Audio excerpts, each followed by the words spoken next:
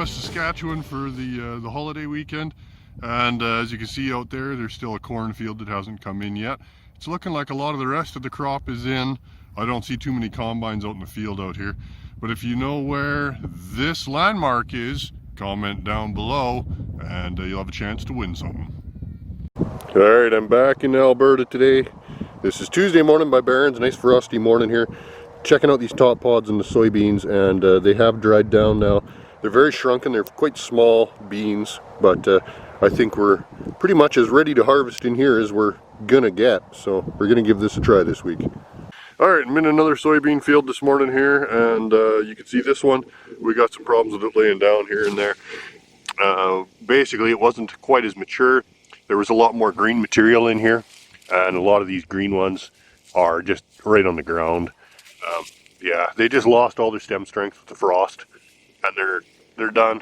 They're going to be pretty hard to pick up off the ground, but the more mature ones are standing fairly good, so we'll probably try getting them off here pretty soon. Just checking out some of the winter wheat here that got seeded into September, and it's looking not too bad. A little flat and plastered to the ground in a few spots from all the snow cover, but now the snow is gone, it's really perking up, starting to stand back up again, and I don't really see much for any sign of frost damage or anything like that. A little bit of temperature banding kind of here and there, but overall looking pretty good. Alright, we're just opening up another field for silage here and starting a new pile in the dryland corner here. Moisture is about 60%, which is a little bit drier than ideal, but it's within workable tolerances, so we're going to go with it while the going's good. Sounds like weather should be pretty good this week, and a chance of snow again next week.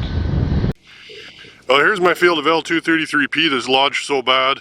I was hoping we'd maybe be able to get in here today, but there's still quite a lot of snow in here, so I think we're going to have to wait a couple more days and see what it looks like.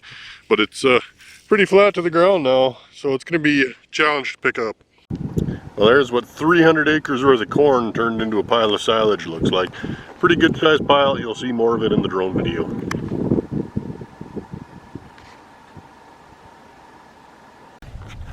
Well, here's another winter wheat field. Nothing sticking up above the ground in this one yet, but we are germinating underneath here. So this was seeded right before all the the first round of winter storms there at the end of September.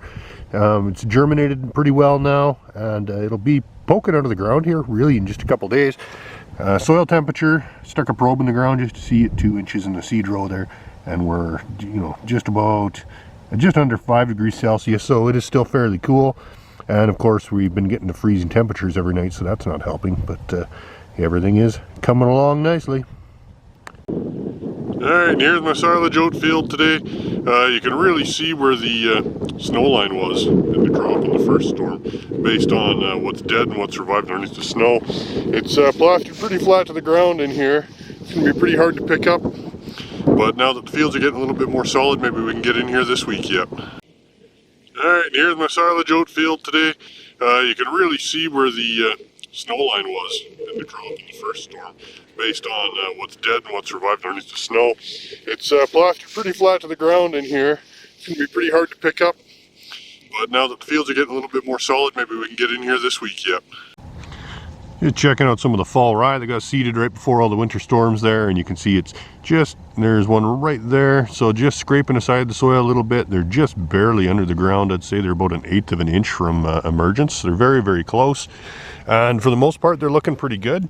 When you dig them up, this is what they look like. So we're seeing a little bit of temperature banding on a couple of them, but for the most part they look good and healthy. Rye is a very tough crop, so it's going to be just fine. It's just taking its time due to the cold soil temperatures. So with the thermometer this morning, soil temperature is reading about 4 degrees. Hi, I'm Gary Kimmen with Waringa Ag here at Agroplus this morning with Lyle discussing Biosol Premium Plus. It's a 00070 sulfur compost mixed product. The chemical analysis is minimum 70% elemental sulfur. The 30% compost is kind of interesting. We take grocery waste, organics, no meat products, and we compost that in a Class A compost.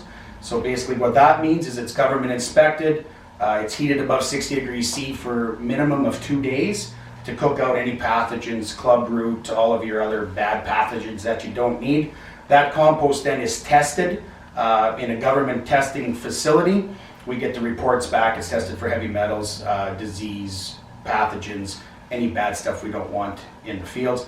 At that point then, it's mixed off with crushed elemental sulfur. Our elemental sulfur is varying particle size, which is an advantage to the farmer because you have sulfur available right away and then you have longevity over time. The size of that elemental sulfur is anywhere from 1 micron to 4,000 size micron. Put a micron into perspective, a human hair is 150 micron. So very, very small dust-sized particles that the microbes will be able to break down within days to be plant available with that conversion from elemental to sulfate sulfur for plant availability.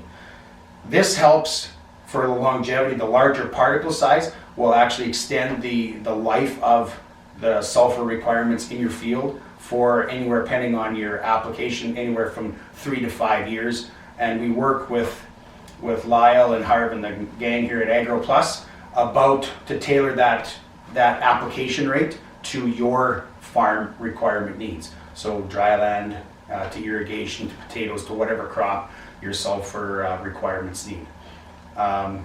If you need any information about Biosol Premium Plus, contact Harvey, Gary, or Lyle here at Agroplus, and they'll be more than happy to get you a quote. We are in our spreading season right now. Conditions are ideal right now for spreading. Your logistics on the farm, you're done, hopefully now done harvest.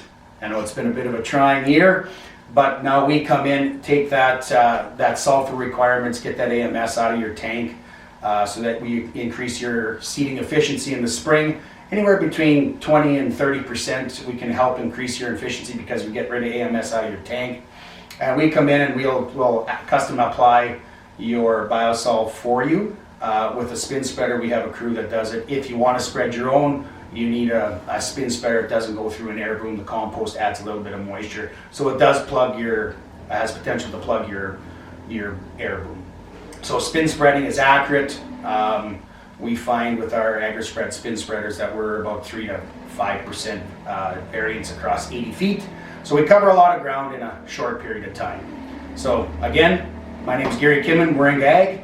If you need information, please contact Harvey, Gary, or Lyle here at Agroplus. Thanks for listening. Thanks, Gary. All right, too windy to be outside the truck with the video camera again today, so I wanted to talk about silage moisture in the corn. A lot of guys are, still have 20 to 50% of their corn crop still in the field. Trucks are getting stuck and it's, not the best situation out there. And a lot of these fields are starting to get pretty dry now. So I'm hearing reports of, corn silage coming off at 50 to 55% moisture. So how do you manage for that? Well, when your moisture gets down that low, you should be chopping it as fine as possible, like 1/2 inch kind of fine, just to get the maximum amount of surface area and the smallest amount of air pockets in that silage pit. So chop it as small as possible and pack it as hard as possible. Put a couple more tractors, whatever you got on that silage pile, and get it packed in really good. The other thing some guys are talking about is adding water to their silage pit, and that can be done, but keep in mind it's a lot of water. You need to add about 7 gallons per ton of silage to increase your water 1%. So if you're trying to go from 5% increase on your silage moisture, you need to be adding 35 gallons of water per ton. So you're going to need a fire hose to wash down each truck after it dumps.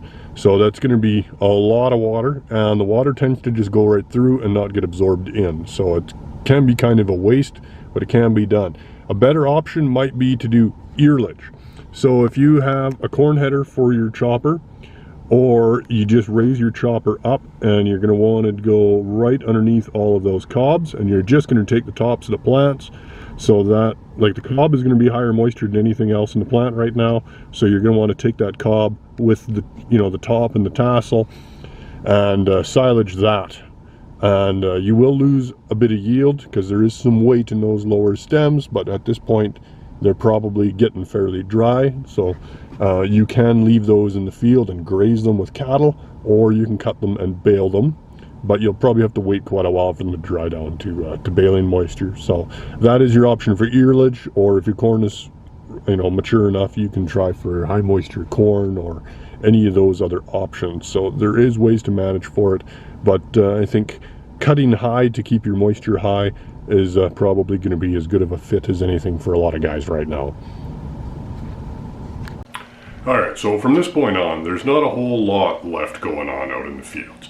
The silage is mostly done. Soybeans got combined yesterday, so there will be a little bit of follow-up on stuff like that. But for the most part, in-crop stuff is done.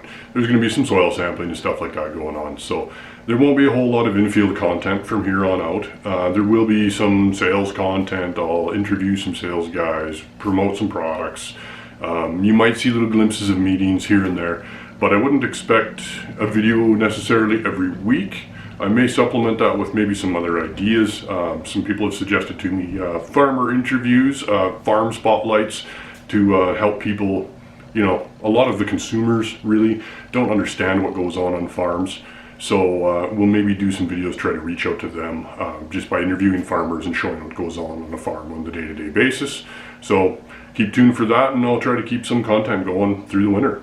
Thanks for watching, like and subscribe, and we'll see you next week.